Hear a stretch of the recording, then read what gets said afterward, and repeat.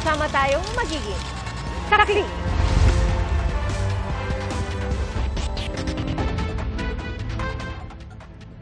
Bumigay ang isang tulay sa Kamalig Albay matapos dumaan ang isang truck. Ay sa Municipal Engineering Office na nag-inspeksyon kanina, malaki ang pinsalang tinamon ng tulay na nakadisenyo para lamang sa mga light vehicle. At bukod sa heavy vehicle ng truck, overloaded din daw ito at lagpas sa weight limit ng tulay. Nakipag-ugnayan ang LGU sa DPWH 2nd District Office at bukas natakdang simulan ang pagkukumpuni rito. Inaabisuhan din ng publiko na huwag munang dumaan sa nasirang tulay at hintayin ang abiso ng lokal na pamahalaan. Nawawala ang batang 9 na taong gulang matapos siyang matangay ng malakas na agos ng tubig sa kasagsagan ng ulan sa Taytay, Rizal. At sa ibang bahagi ng Rizal, inanod ng baha pati sa sakyan. Ating saksihan. Abot baywang ang baha sa bahaging ito ng Barangay San Juan, Taytay, Rizal kahapon nang mahulog ang 9 na taong gulang na bata sa malalim na parte ng kanal at tinangay ng agos. Base sa investigasyon, inanod ang tsinelas ng bata kaya sinubukan niya itong kuhanin. Hanggang sa ngayon, patuloy ang paghahanap sa bata ng Taytay MDRRMO at mga otoridad. Tumanggi naman magbigay ng pahayag ang pamilya ng bata at ang pamunuan ng Barangay San Juan. Pa-rescue na tayo. Sige na, hindi na ng rescue. At hindi natin ito kakayanin. Ano, di na, sayang yun. Pati mga bata. Halos sumabot naman sa bubong ng van ang taas ng baha kahapon sa Barangay Bagong Bayan sa bayan ng Pililya. Sa lakas ng ragasan ng baha, Ay ba? Ayun ba? Dati, nilangay na. Nilangay na yung van. Manata. tuluyan ang inanod ng van.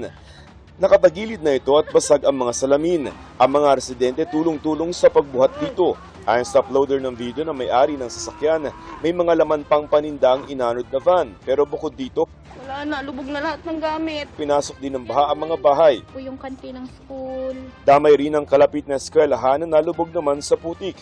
Wasak ang covered court nito at nagkalat ang mga naputol na sanga ng puno. Ilang residente rin ang sinagip sa Barangay Hulo. Apektado ng baha ang 6 na pamilya o mahigit 30 individual na pansamantalang nananatili sa evacuation center. Hanggang gutter na baha naman ang bumungad sa mga residente sa Mauban, Quezon ngayong araw dahil sa malakas na buhos ng ulan. Apektado pati mga negosyo sa lugar, pero wisyo rin sa mga residente ang iniwang makapal na putik ng pagbaha. Ilang araw namang lubog sa baha ang isang paaralan sa Midsayap, North Cotabato. Dahil sa hindi paghupa ng baha, hindi na muna pinapasok sa eskwelahan ng mga estudyante. Sa ngayon, nagpapadala ang mga guro ng mga learning activity sheets sa mga estudyante. Ayon sa Pag-asa, ang pag-ulan sa bansa ay dulot ng habagat at ng low pressure area na naging bagyo. Para sa GMA Integrated News, ako si Joseph Morong, ang inyong saksi. Doble kalbaryo para sa mga commuter sa MacArthur Highway sa Valenzuela ang pinagsabay na traffic at baha ngayong gabi. Saksi, si Jamie Santos. Traffic ang sumalubong sa amin sa bahaging ito ng MacArthur Highway, Barangay Dalandanan sa Valenzuela City ngayong gabi. Matapos ang malakas na pag-ulan, may mga kalsadang nalubog na naman sa baha. Kaya ilang motorista ang nag-aatubiling ilusong ang kanilang motor. Mahirap kasi mga bagong sasakyan ngayon, mahirap ilusong sa baha. Masasakit ulo mo. Oo, kasi yung maintenance nito. Ayaw, isagay, kakapagawa ko lang eh.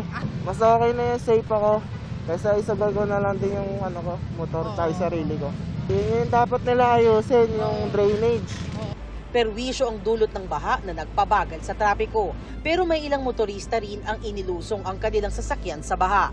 Dagdag sa pagbigat ng trapiko ang mga isnasagawang road construction sa lugar. Ang mga commuter naman hirap masakay. Lagi naman talaga yan eh, na ano lang na ulan, ayun na, ang lalim na ng tubig. Sana nga, magawaan ng paraan na hindi na magganitong laging baha ng baha. Ayon sa Pag-asa, asahan pa rin ang mga pag-ulan sa bansa kahit nakalabas na sa Philippine Area of Responsibility ang bagyong Jacinto. Ang trough o buntot nito umaabot at makakaapekto pa rin sa ilang bahagi ng bansa. Pinalalakas din ng bagyo ang habagat kaya magpapatuloy ang ulan sa ilang lugar. Para sa GMA Integrated News, ako si Jamie Santos, ang inyong saksi. 4 ang sugatan matapos mauwi sa tensyon ang demolisyon sa Maynila. at isa sa demolition crew nahulog mula sa bubong matapos siyang hatawin umano ng kahoy. Saksi si Oscar Oida. Umulan ng bato, kahoy, bote, bakal at iba pang gamit sa bahaging ito ng Jose Abad Santos bandang alas 9 ng umaga. Pag-almayan ng mga residente sa ikinasang demolition operation sa kanilang lugar. Halos di makalapit nung una ang demolition crew sa dami ng mga itinupuhol sa kanila ng ilang residenteng pumosisyon sa mga bubungan. Pero nang lumala pa ang tensyon, pinasok na ng SWAT ang lugar. Kanina po umakyat po sila dyan para kahit papaano masawataho yung mga nagbabato kanina. Ngayon naman nung umakyat naman na sila kahit papaano man napigilan na yung mga tao. Sa puntong ito, nakalapit na sa mga gigibaing bahay ang demolition crew. Pero habang papaakyat ng bubong ang isa sa kanila, nahulog mula sa bubong ang isa sa mga crew. Hinataw umano siya ng kahoy ng isa sa mga residente. Agad isinugod sa ambulansya ang sugatang demolition crew. Ang nakasakit sa kanya nang makababa, dinala rin sa ambulansya dahil di umano makahinga. Sa ambulansya, nagkaharap ang dalawa. Inaamin ko, baka po po yun. May hawak ko siya. Hindi ako nagtawad. Kuya, tayo mo nagtawad. Pasensya na kasi Tama po ito. Bukso po ng ano to eh. Kalaunan, nagkapatawaran din ang dalawa. Tuluyan ding humupa ang tensyon. Kaya natuloy ang demolisyon habang nakabantay ang mga pulis. Hindi ito ang unang pagkakataong nagkatensyon sa lugar. Actually, nakailang extension na po sila. Mayroon pa pong plaintiff na offer sa kanila 50,000 for those affected structures bibigay ni attorney. Kung voluntary po silang aalis. Nangako po sila March 31, aalis po sila. Instead po na nag-voluntary sila, nag-file pa po sila ng motion sa court, sa expropriation po. Ay di-deny naman po ng court. Kaya po nag-proceed na po kami. Paliwanag ng kagawad sa lugar, dala lang ng emosyon, kaya naging palaban ang ilang residente. Meron po silang pinapirma sa mga tao, yung pinapirma po nila yung for attendance, mga nakaraan buwan pa yun. Ngayon nagulat kami yung pangalan na yun na may pirma, ginamit po nila sa mga papeles nila yun, kaya po nagkaroon ng ganito. Bukod sa nahulog na tauhan ng demolition crew, nasugatan din ang isa pa niyang kasamahan at dalawang iba pang pulis. Kakasuhan po namin sila ng direct assault at saka po yung depende po sa sheriff kung meron po tayong obstruction of justice. Para sa GMA Integrated News, ako si Oscar Oida, ang inyong saksi. Patay ang 13 anyos na grade 8 student matapos masagasaan ng trailer truck sa Mandaue, Cebu. Siyam na sasakyan naman ang inararo ng isang bus na nawalan umano ng preno sa Commonwealth Avenue sa Quezon City. Saksi si Bernadette Reyes. Agad na respondihan ng mga tauhan ng QC Urban and Rescue ang pinangyarihan ng aksidente sa Commonwealth Avenue sa Quezon City. Tulong-tulong sila para mailabas sa mga sakay ng mga sasakyang nadamay sa karambola. 6 ang dinala sa pagamutan habang ang iba namang nagtamo ng minor injuries hindi na nagpadala sa ospital. Ang pampaserong bus na ito na ayon sa konduktor ay unang nawalan umano ng preno. Nabasag ang windshield at nabaklas ang pinto. Base sa investigasyon ng pulisya, nakapagbaba pa raw ng pasahero ang bus sa bahagi ng Litex bago nadisgrasya. Sabi ng driver ko, ipasok ko daw yung mga pasahero ko. Umalis ako dyan sa harap ng bus. Pasok ko lahat ng pasahero ko kasi nawala na ng preno. Ginawa ng driver ko, isinalpok niya na lang dito sa kaliwa. Kasi sobrang daming sasakyan dito sa pamuntang Winston. Na-check po yan, lahat yan chine-check bago umalis. Dito lang po nagkaroon ng aberya. Hindi bababa sa 9 na sasakyan at motorsiklo ang inararo ng naturang bus. Kabilang ang modern jeepney na nagkasira-sira rin at ang UV Express na lumusot pa sa isang tent. Yung unang tinamaan niya ay isang sedan na sasakyan. Pagkatama niya dun sa sedan, sumunod naman natamaan niya yung isang UV Express. Yung bus po dire-diretso pa rin, hindi pa rin huminto. tinamaan naman niya yung isang modern jeep. Kung mapapansin nyo, grabe yung pinsala sa bus na ito, pati na doon sa mga nadamay na sasakyan. Pero sa kabila nito, nagpapasalamat pa rin ang mga driver at ang mga pasahero dahil walang lubhang nasaktan sa aksidente. Ang driver ng modern jeep na kasama sa mga nabangga, labis ang pasasalamat lalo't nawalan pa raw siya ng malay nang mangyari ang aksidente. Nakarinig ako ng malakas na kalabog sa likuran ko. Sa lakas ng impact, nawalan ako ng malay. Papasalamat din ako na nag-seatbelt ako. Kung hindi ako nag-seatbelt, matilapon ako. Humingi ng dispensa ang driver sa mga nadamay sa insidente. Siguro po siya dyan na wala po talaga ng preno. Maaaring maharap sa kasong reckless imprudence resulting in damage to property and multiple physical injuries.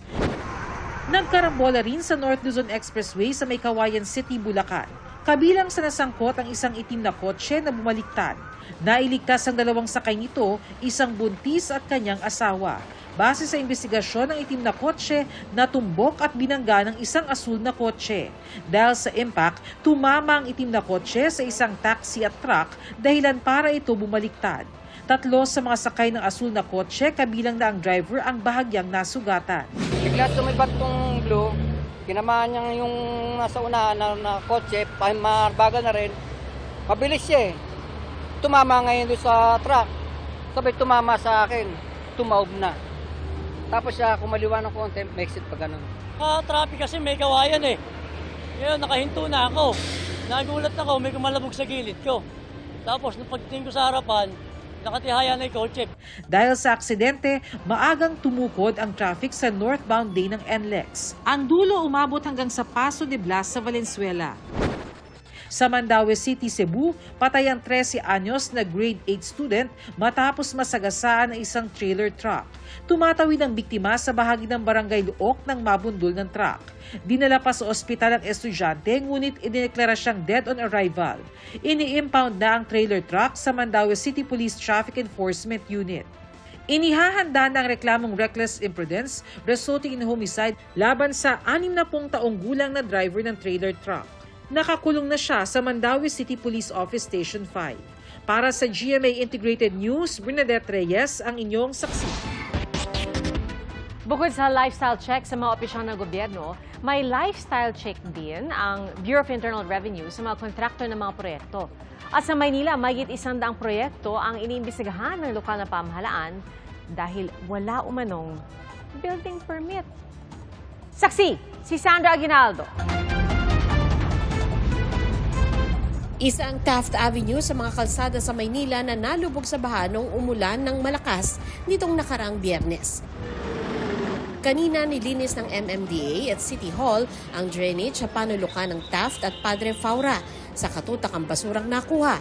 Kung tutuusin, ang lungsod ng Maynila ang nakakuha ng pinakamaraming flood control project sa Metro Manila. 215 na proyekto yan na nagkakahalaga ng 14.46 billion pesos mula noong 2022. Pero ayon kay Manila Mayor Isko Moreno, nakadiskubre sila ng dagdag na 112 flood control project para sa taong 2025. Lahat ng ito, wala aniyang building permit at patuloy na iniimbestigahan. Lumalabas kasing hindi rin nakapagbayad ng kaukulang tax sa pamahalaang lungsod ang mga kontratista ng proyekto ayon sa alkalde. I ordered our City Treasurer, Attorney Paul Vega, to go after to those contractors as per report of GMA7 in 2022, 2023, 2024, and 2025 finished project who did not pay their obligation to the City of Manila with regard to contractor's tax. Plus walang permit. Giit ni Moreno, ipinahinto nila ang lahat ng proyektong walang building permit. Bubusisiin rin aniya kung kailangan ba talaga ng syudad ng Maynila ang mga flood control project at kung sino ang mga sangkot kung may sabwatan sa mga proyekto. Sino ba ang gumawa ng pagkakamali? Tas ano na yan? Paakyat na yan. Kalaunan, may mga mananagot na dyan na taong gobyerno. And that includes local government official.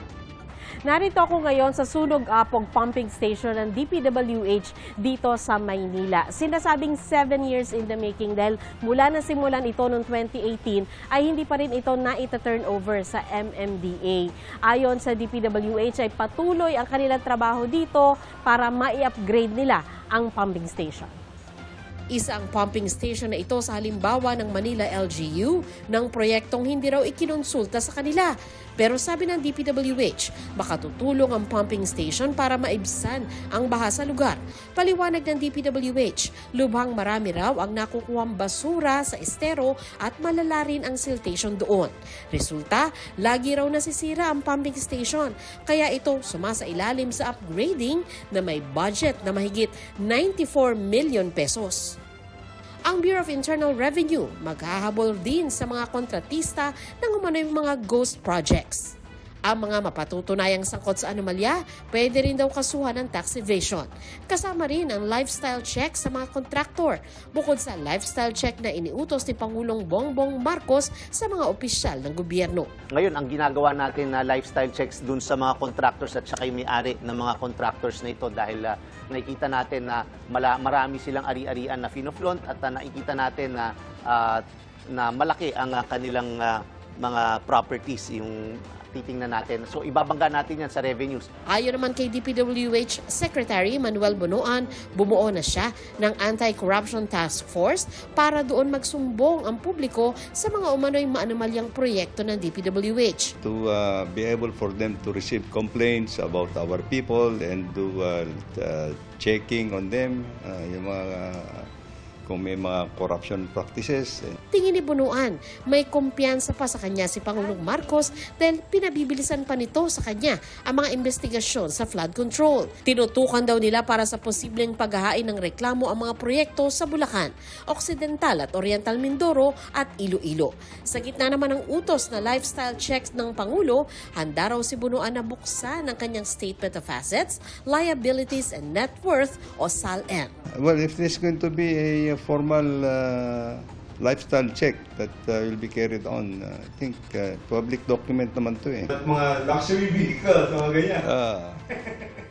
Well, we just have to say, we had just 3 years in this administration, and I also came from the private sector. But I'm open, anything. Para sa GMA Integrated News, ako si Sandra Aguinaldo, ang inyong saksi. Inalis na bilang spokesperson ng PNP si Police Brigadier General Jean Fajardo.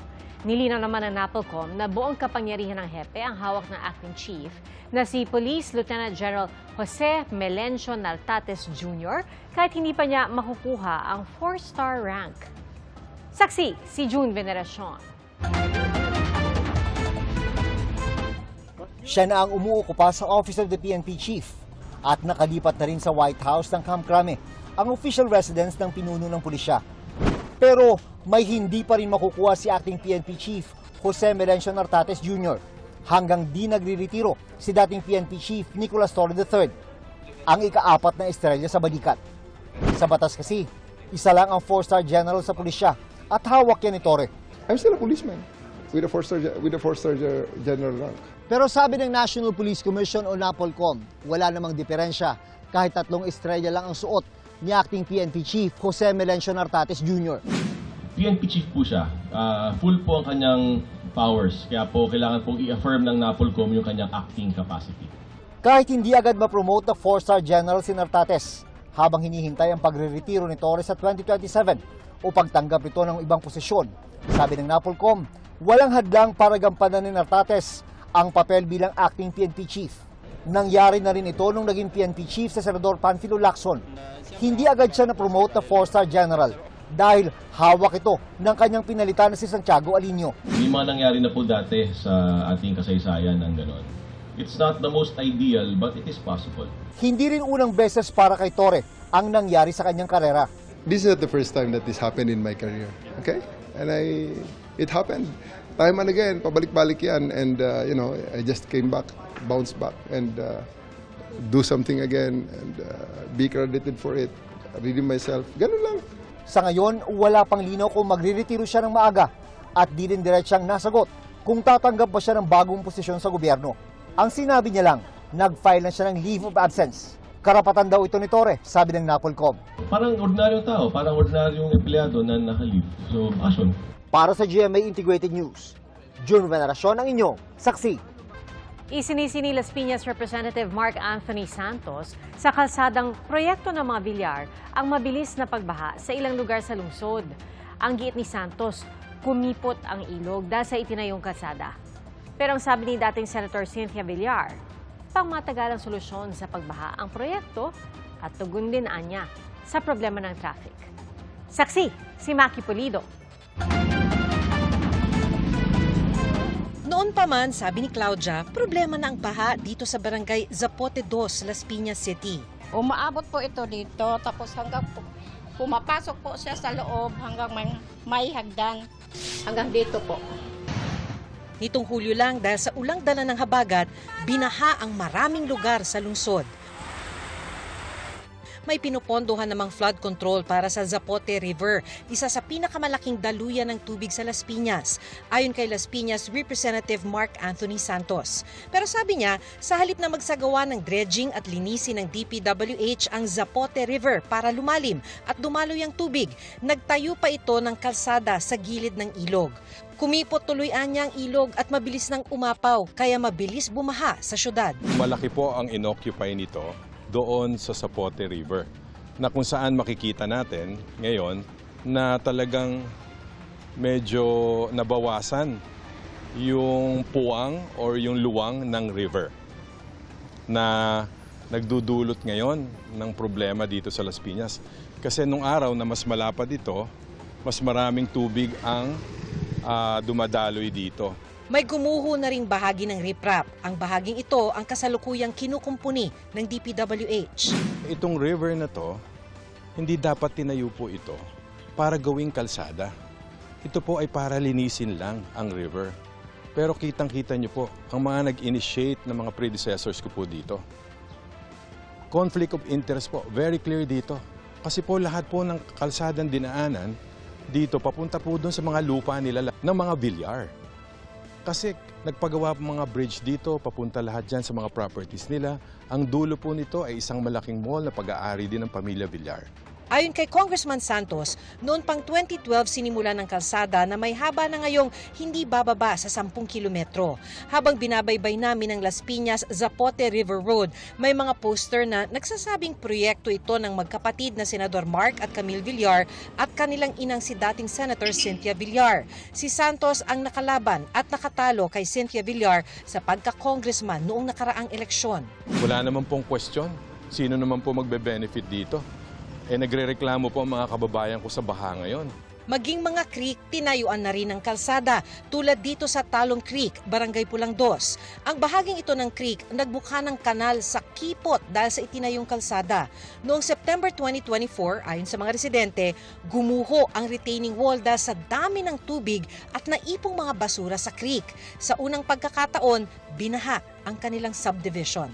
Gumiba siya, nag-breach yung aming wall, pinasok kami ng tubig. Ang kinakatakot namin, papasok na naman ang tag-ulan, wala nang tutulog dito. Sa pahayag ni dating Senator Cynthia Villar, sinabi niya na ang Las Piñas Zapote River Drive ay isang flood control at traffic decongestion project upang ma-rehabilitate ang Las Piñas River at makapagbigay ng pangmatagalang solusyon laban sa pagbaha sa lungsod.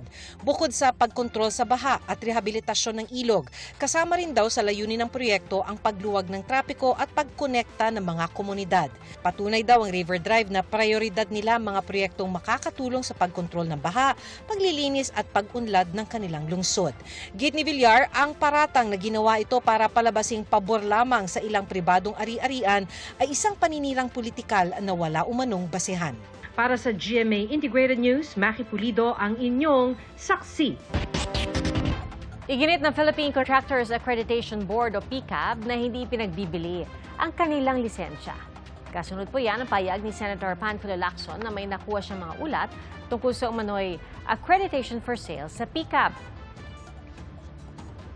Ang sabi ng PCAB, wala silang binibigyan ng otorisasyon para mag-issue ng contractor accreditation kapalit ng pera. Pero aminado raw sila na may mga nagpapakilala o nagpapanggap na taga-PCAB na nag-aalok ng mabilis na pagproseso ng lisensya. Inaaksyonan daw ito ng TCAB at kaugnay nito, hinikayat rin nila ang mga contractor at ang publiko na maging mapagmatyag at makipag-ugnayan lamang sa mga official channels ng ahensya. Arestado ang isang aktibong pulis na sinasabing leader ng tinaguriang Gapos Gang na nahuli kam na nambibiktima sa Bulacan. Saksi, si John Consulta, exclusive.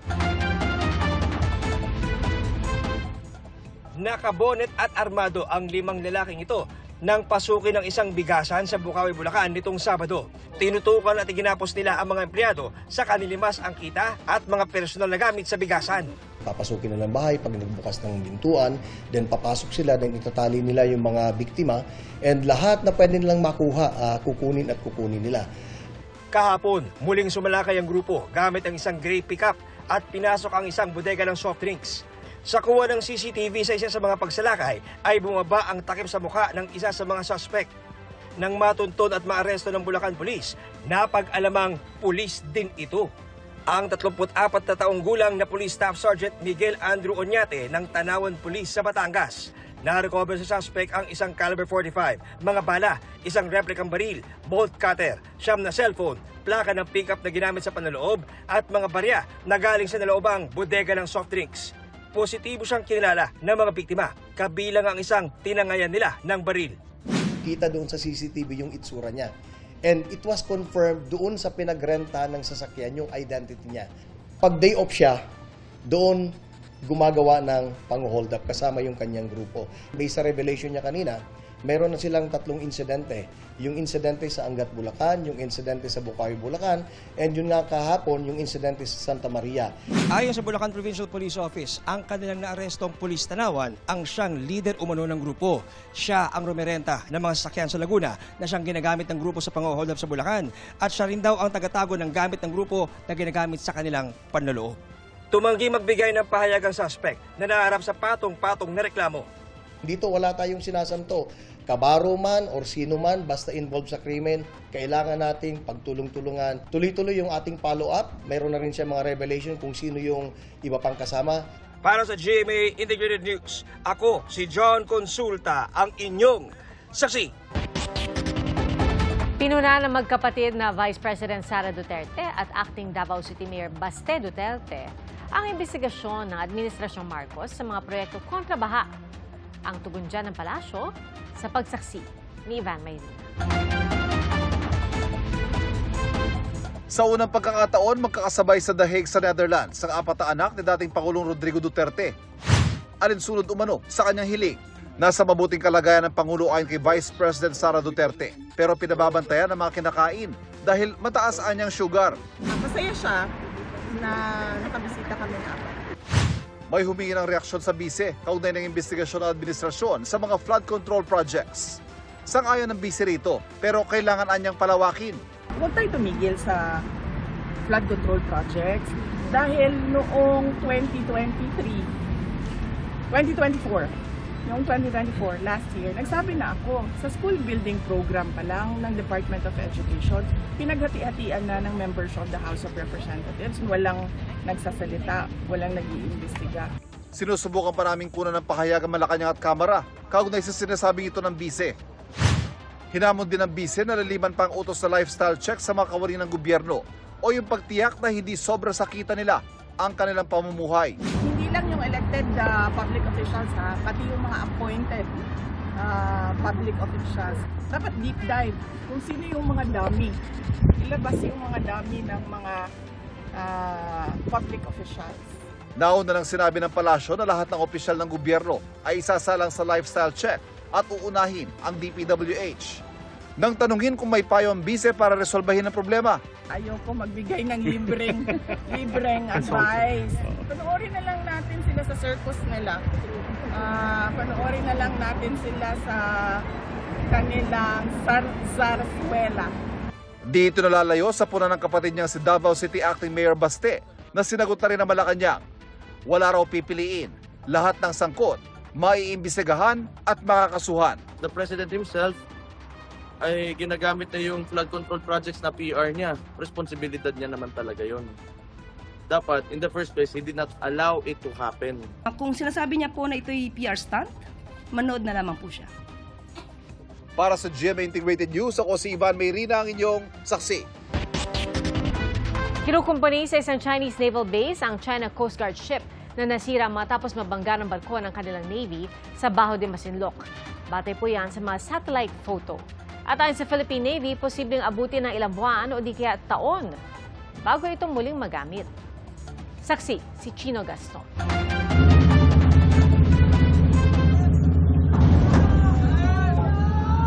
August 11 nang maganap ang banggang ito ng mga barko ng Chinese Navy at China Coast Guard sa tangka nilang pag-ipit sa BRP Suluan ng Philippine Coast Guard malapit sa Bajo de Masinloc.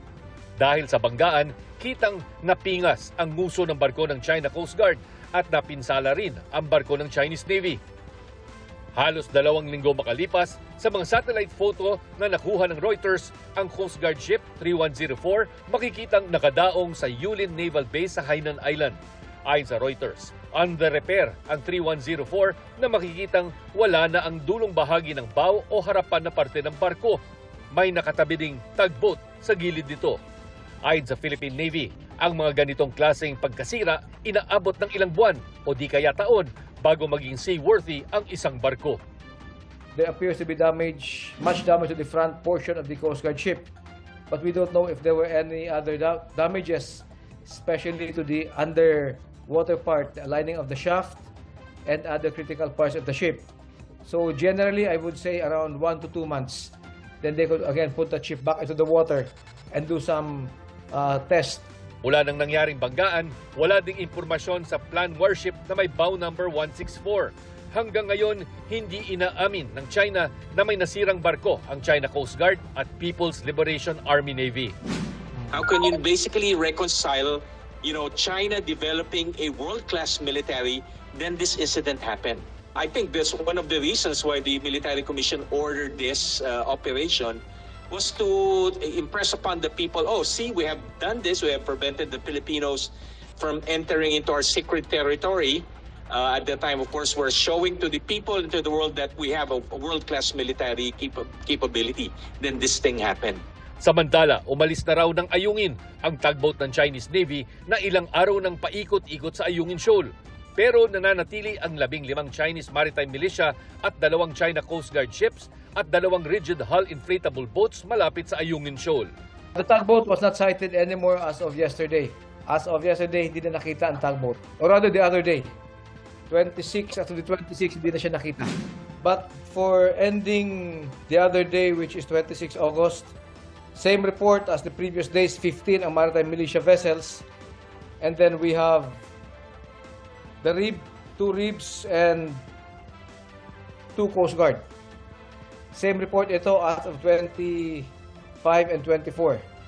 So basically, the number has been constant, 15 MMV to Chinese Coast Guard to Maritime Militia. Yung rib naman, minsan inaakyat, binababa. So we usually don't count it anymore. Gayunpaman, hindi nagpapakakampante ang Philippine Navy para matiyak na ligtas ang mga sundalo sa BRP Sierra Madre at maayos na maisasagawa ang mga resupply at troop rotation mission doon. Para sa GMA Integrated News, Chino Gaston ang inyong saksi. Nagsama-sama ang mahigit 300 kalahok mula sa ASEAN member countries para magpakitang gilas sa pinakamalaking Technical Vocational Skills Excellence event sa ASEAN region, ang World Skills ASEAN Manila 2025. Ang mga pambato ng Pilipinas nagpamalas ng galing sa robotics, hairdressing, at iba pa. Saksi, si Von Aquino. Autonomous mobile robotics, 3D digital game art, hairdressing at restaurant services. Ilan ito sa 32 specific skills kung saan nagtagisa ng mahigit 300 competitors mula sa ASEAN member countries sa World Skills ASEAN Manila 2025 sa Pasay City. Ito ang pinakamalaking Technical Vocational Skills Excellence event sa ASEAN region. Ayon sa Technical Education and Skills Development Authority o TESDA, layo nitong i-promote at i-upgrade ang skills standards sa ASEAN region sa international level. at hikayatin ang mga kabataan na i-develop ang kanilang skills para maabot ang international standards. We're really capacitating yung ating mga learners to make them competitive and get employed not only in the Philippines but anywhere, di ba, in the world. Kasi industry standard siya. Mula sa technical mastery, creativity at teamwork, ipinamalas ng mga kompetitor ang kanilang talento, kaalaman at husay sa 6 na larangan ng kasanayan, ang Information and Communication Technology, Construction and Building Technology, Creative Arts and Fashion, Manufacturing and Engineering Technology, Social and Personal Services at Transportation at Logistics. Ayon sa TESDA, ang pag-host ng ating bansa ng World Skills ASEAN Competition ay makakatulong para mapalakas ang tech-box system ng bansa, ma-enhance ang global competitiveness at maitampok ang ating skilled workforce. Yun yung ina-address natin na sana yung skills mismatch mababawasan because the equipment and the tools that they're already using are based on industry standards.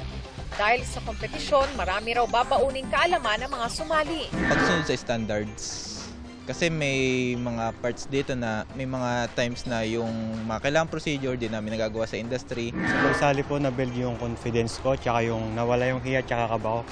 May mga nais rin daw mag-improve sa kanilang skills matapos mag-compete. Certain on po kami lahat. As in, lahat po ng topics, lahat po ng mga kailangan po namin i-paran sa robot. Kami lang po nagturo sa sarili namin. Gusto rin po namin mag-continue in the future to like mag-training po sa ibang country para magkaroon po kami ng exposure. Enjoy naman daw sa warm hospitality ng Pinoy ang ilang competitor. The food was really amazing in the Philippines. I really enjoyed it and I hope to come back here again. Sa Sabado, gaganapin ang awarding ceremony sa SMX Convention Center sa Pasay para sa nanalong competitors. Para sa GMA Integrated News, Von Aquino ang inyong saksi. Binigyan parangal sa 21st Philippine Quill Awards ang GMA Integrated News. Ginawaran ng prestiyosong Award of Merit ang GMA Integrated News Digital Digest sa ilalim ng Publications category ng Communication Skills Division. Ayon kay Senior Manager and Deputy Head of Digital Innovation and Strategy Lab, Bernice Marisi Bukaw, malaking inspirasyon na kinilala ang Digital Digest wala pang 1 taon pagkatapos nitong mailunsad. Layon ng Digital Digest na mabigyan ng mas malawak na access ang lahat sa content ng GMA Integrated News. Ang Philippine Quill Awards ang itinuturing na pinaka-prestiyosong awards program sa larangan ng business communication. Muling binulabog ng missile at drone ang Ukraine sa gitna ng patuloy nitong giyera sa Russia. Ang sa mga opisyal ng Kyiv, 18 patay sa magdamag na pag-atake kabilang ang 4 na bata. Kasama sa napinsala ang mga gusaling kinaroroonan ng mga kinatawan ng European Union at British Council. Ayon sa Russia, mga military facility at airbase ang kanilang target. Inaatake rin daw ng Ukraine ang ilang pasilidad sa Russia. Sa isang video, kita ang sunog sa isang oil refinery sa Russia kasunod ng sinabi ng militar ng Ukraine na may tinamaang refinery ang kanilang mga drone. Ayon sa Russia, interesado pa rin sila sa peace talks. 3 ang patay sa panibagong mass shooting sa isang Catholic church sa Minneapolis sa Amerika. Ayon sa mga otoridad, habang nagsisimbang ilang estudyante, namaril sa bintana ang gunman. Patay ang 2 batang estudyante na edad 8 at 10. Nasawi rin ang gunman nang magbaril sa sarili ayon sa pulisya. 17 ang sugatan. Patuloy ang investigasyon sa krimen. At kabilang sa tinitingnan ay anggulong domestic terrorism at hate crime na target umano ang mga Katoliko. Ipinag-utos ni US President Donald Trump na ilagay sa half-mast ang mga watawat sa Amerika sa buong bansa. Nagsagawa rin ng candlelight vigil ang mga residente. Nagsalpukan ng isang wing van at isang pickup sa Pototan, Iloilo. At sa lakas ng impact, nawasak ang bumper ng pickup at ang ilang parte ng wing van. Ayon sa pulisya, hindi raw nagdahan-dahan ng takbo ang 2 sasakyan bago pa man marating ang intersection. Kaya nagsalpukan ang mga ito. Walang nasaktan sa insidente at nagkaayos rin daw ang 2 driver.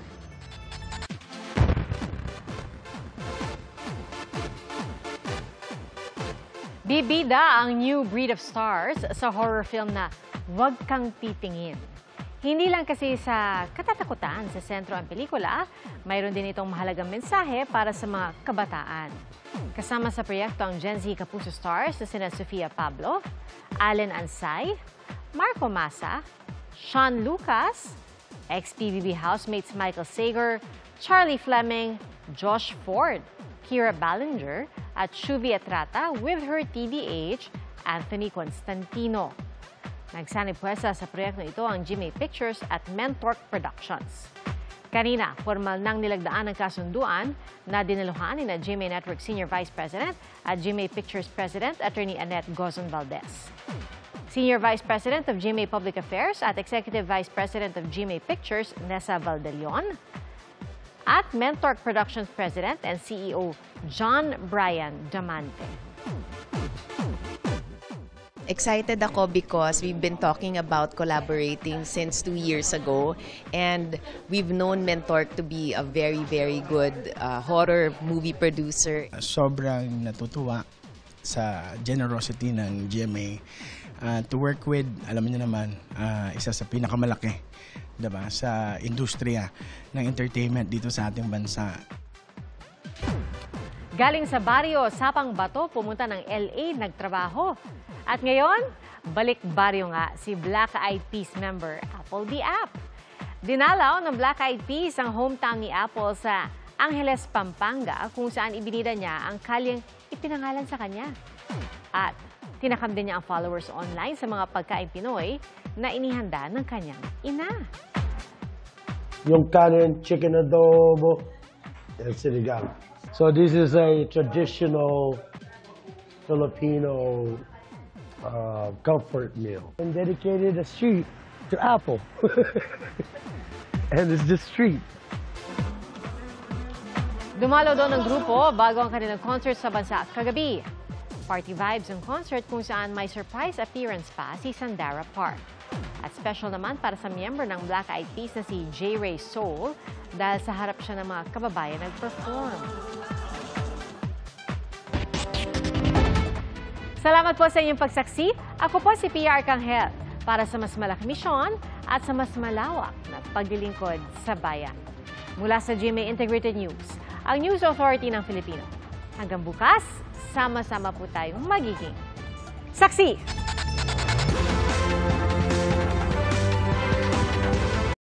Mga kapuso, maging una sa saksi. Mag-subscribe sa GMA Integrated News sa YouTube para sa iba't ibang balita.